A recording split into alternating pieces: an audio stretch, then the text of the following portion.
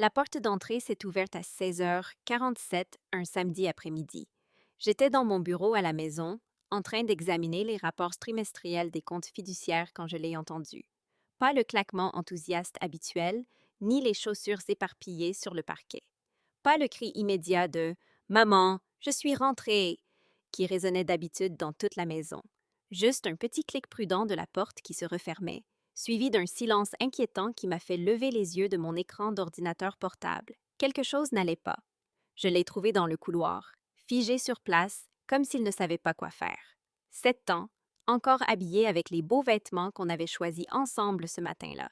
La chemise bleue à boutons que j'avais repassée avec soin, et le pantalon kaki dont il s'était plaint qu'il était inconfortable mais qu'il avait quand même porté parce que c'était une occasion spéciale. Son visage était rouge et marbré, ses yeux gonflés et bouffis. Il ne pleurait plus activement, mais les traces de larmes récentes étaient bien visibles sur ses joues. « Hé, mon grand !» ai-je dit doucement en m'agenouillant. « Qu'est-ce qui s'est passé? » Il a regardé le sol. Ses petites mains se tordaient l'une contre l'autre. J'ai attendu. Des années de parentalité solo m'avaient appris que la patience fonctionne mieux que la pression. Après un moment, il a pris une inspiration tremblante. Tante Jessica a dit que je ne pouvais pas entrer, a-t-il chuchoté. Elle a dit que la fête était réservée à la vraie famille. Ma poitrine s'est serrée, mais j'ai gardé une voix calme. Où étais-tu?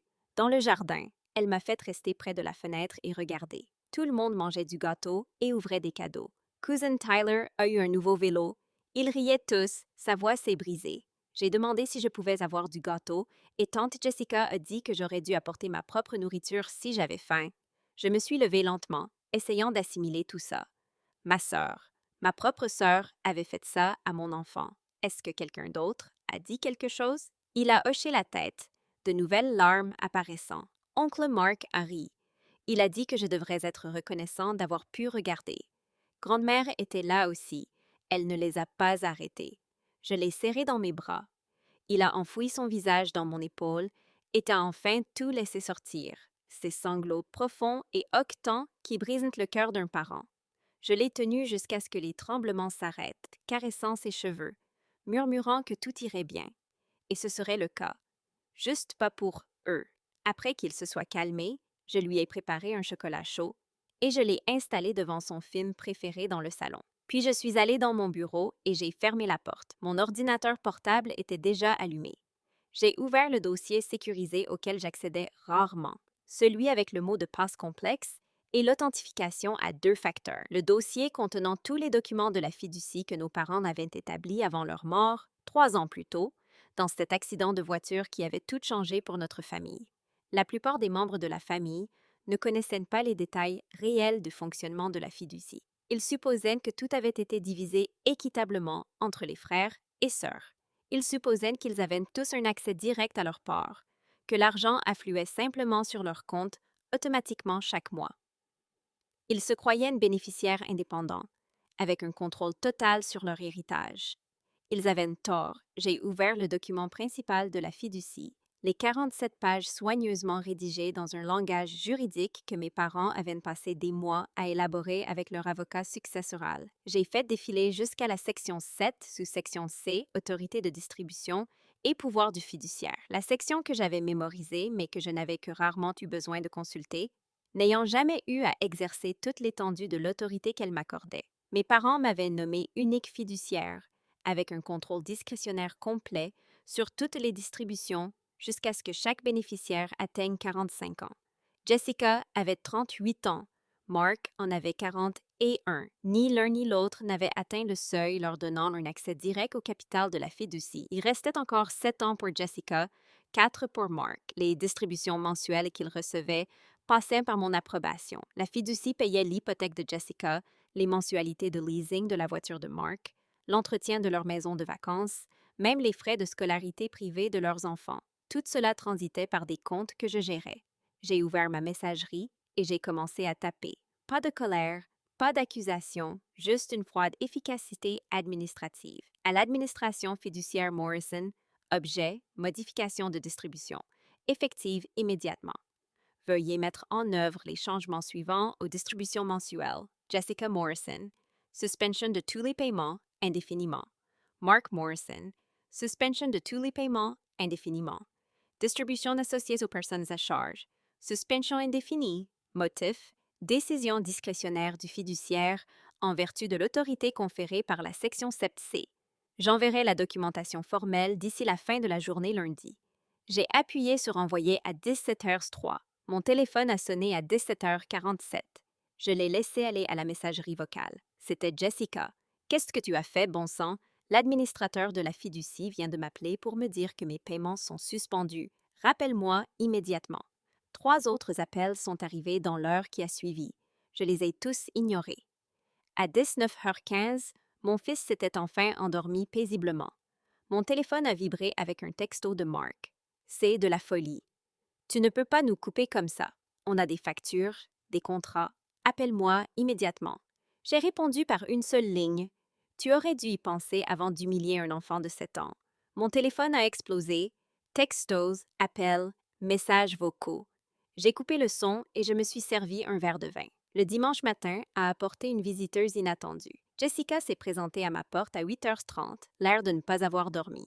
Il faut qu'on parle, a-t-elle dit, en me dépassant pour entrer dans la maison. J'ai fermé la porte calmement et je l'ai suivie jusqu'au salon. Elle faisait les 100 pas, agitée. Tu ne peux pas faire ça. J'ai une hypothèque, des paiements de voiture, les frais de scolarité des enfants sont dus dans 2 semaines. Je me suis assise sur le canapé, café à la main. Je suis au courant de tes dépenses. Je les approuve chaque mois. Alors pourquoi tout couper d'un coup? Pourquoi, exactement?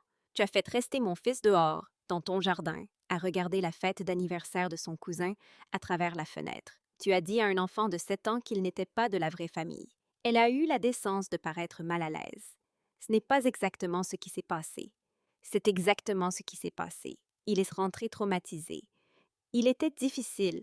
Il s'est présenté sans y être invité et on avait déjà organisé les places. Je lui ai dit qu'il pourrait venir à la prochaine fois. J'ai reposé mon café soigneusement. Il a 7 ans. Tu as invité son cousin, avec qui il joue chaque semaine. Tu as envoyé des invitations à tous les autres membres de la famille, sauf à lui. C'était un oubli. Non, c'était une cruauté délibérée. Et ensuite, tu as aggravé les choses en le faisant regarder par la fenêtre au lieu de simplement le renvoyer chez lui. Elle a changé de tactique, sa voix s'adoucissant. Écoute, je suis désolée qu'il ait eu de la peine. Les enfants sont sensibles, mais tu exagères. Tu vas détruire ma stabilité financière pour un malentendu. Il n'y a pas de malentendu. Tu as tracé une ligne entre la vraie famille et mon fils. Alors maintenant, tu vas pouvoir découvrir ce que ça fait d'être exclu des avantages familiaux. Son visage est devenu rouge. C'est parce que tu es amère que maman et papa aient fait de toi la fiduciaire. Tu as toujours été autoritaire. J'ai approuvé chacune de tes demandes de distribution pendant 3 ans sans jamais poser de questions. Chaque paiement d'hypothèque, chaque leasing de voiture, chaque dépense de vacances. Je n'ai jamais dit non jusqu'à ce que tu décides que mon enfant ne méritait pas un minimum de décence humaine. C'était juste une fête. C'était mon fils, et tu lui as brisé le cœur. Jessica s'est levée brusquement. Mark et moi, on va se battre contre ça. On va te traîner en justice. J'ai repris mon café. La section 7C me donne une autorité discrétionnaire complète. 3 cabinets d'avocats différents l'ont examiné quand maman et papa l'ont mise en place. Tu es libre de gaspiller de l'argent en avocat, mais les documents de la fiducie sont inattaquables. Elle m'a fixé, comprenant enfin. Tu fais vraiment ça? Je le fais vraiment. Pour combien de temps? Jusqu'à ce que je décide que tu as appris quelque chose. Elle est partie sans un mot de plus, claquant la porte assez fort pour faire trembler le cadre. Le lundi matin, à 9 heures, j'ai reçu un appel de l'avocat de la famille qui s'était occupé de la succession de mes parents. J'ai reçu un appel très en colère de ta sœur, a-t-il dit. Elle exige que j'annule ton autorité de fiduciaire. Peux-tu faire ça? Non. Tes parents ont été très précis. Tu as l'autorité exclusive jusqu'à ce que les bénéficiaires atteignent 45 ans. Je le lui ai expliqué, mais elle a insisté pour que je t'appelle quand même. Merci de m'avoir prévenu. Officieusement, tes parents t'ont choisi pour une raison. Ils faisaient confiance à ton jugement. Après avoir raccroché, j'ai envoyé une note formelle à l'administrateur de la fiducie documentant l'incident et ma décision. Tout devait être correctement consigné. Mardi, mon téléphone comptait 17 messages vocaux. Jessica, Mark, leur conjoint, même le copain d'université de Mark, qui apparemment pensait que son opinion comptait. Je les ai tous supprimés sans les écouter. Mercredi après-midi, ma grand-mère s'est présentée à ma porte. Elle est entrée avec le double des clés que je lui avais données des années auparavant, à l'époque où j'étais une jeune mère célibataire, ayant besoin d'un soutien familial de proximité pour les urgences. Il faut qu'on parle de ce que tu fais à ta sœur, a-t-elle dit sans préambule, s'installant sur une chaise de ma cuisine, comme si elle en était la propriétaire, son sac posé fermement sur la table entre nous. J'ai préparé du thé sans lui demander si elle en voulait. Une vieille habitude héritée des années de visite du dimanche. Jessica a fait regarder à mon fils une fête d'anniversaire à travers une fenêtre comme s'il était un chien errant quémandant des restes. Je ne vais rien discuter qui suggère que je devrais reconsidérer. La famille ne détruit pas la famille pour une fête, a-t-elle dit fermement, employant ce ton qui m'avait intimidé enfant, mais qui avait perdu son pouvoir quelque part autour de mon 25e anniversaire. La famille ne traite pas un enfant de 7 ans comme s'il ne méritait pas un minimum de gentillesse. La famille ne fait pas rester un enfant dehors dans le froid, à regarder les autres enfants manger du gâteau et ouvrir des cadeaux. Tu es en train de dramatiser. Les enfants sont résilients. J'ai posé le thé devant elle plus brusquement que nécessaire. Tu étais là, grand-mère. Tu as regardé ça se passer et tu n'as rien dit. Elle a eu la grâce de détourner le regard.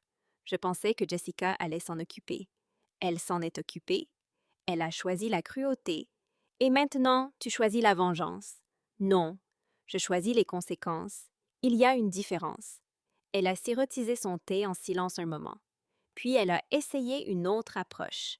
Le paiement de l'hypothèque de Jessica est dû dans 3 semaines. Si elle ne peut pas payer, elle perdra la maison. Elle a un diplôme de droit et un mari qui a un bon emploi. Elle va se débrouiller. L'argent de la fiducie faisait partie de leur planification budgétaire. Alors ils auraient dû mieux planifier ou traiter mon fils avec un minimum de décence humaine. Grand-mère s'est partie 20 minutes plus tard, déçue mais pas surprise. Elle me connaissait depuis assez longtemps pour reconnaître quand je ne céderais pas. Jeudi a apporté l'email que j'attendais, de Mark, formel et au ton juridique. Ceci est pour te notifier que nous engageons un conseil juridique concernant ton abus de l'autorité de fiduciaire. Ta vendetta personnelle affecte plusieurs membres de la famille et leurs enfants. C'est inacceptable et probablement susceptible de poursuite. Je l'ai transféré à l'avocat de la succession avec une simple note, pour information. Il a répondu en moins d'1 heure. Laisse-les gaspiller leur argent. Les documents sont inattaquables. Vendredi soir, je préparais le dîner quand mon fils est entré dans la cuisine. Maman, est-ce que tante Jessica s'est fâchée contre moi? J'ai éteint la cuisinière et je me suis mise à sa hauteur. Sa hauteur, Bam, pourquoi penserais-tu ça? Tyler a dit que sa maman est vraiment contrariée et que c'est à cause de moi. J'ai ressenti une nouvelle vague de colère envers Jessica pour avoir laissé cela atteindre les enfants. Tante Jessica a fait un mauvais choix. Elle a blessé tes sentiments et maintenant elle est contrariée parce qu'il y a des conséquences, mais rien de tout ça n'est de ta faute. Tu n'as rien fait de mal. Est-ce qu'on est toujours de la famille?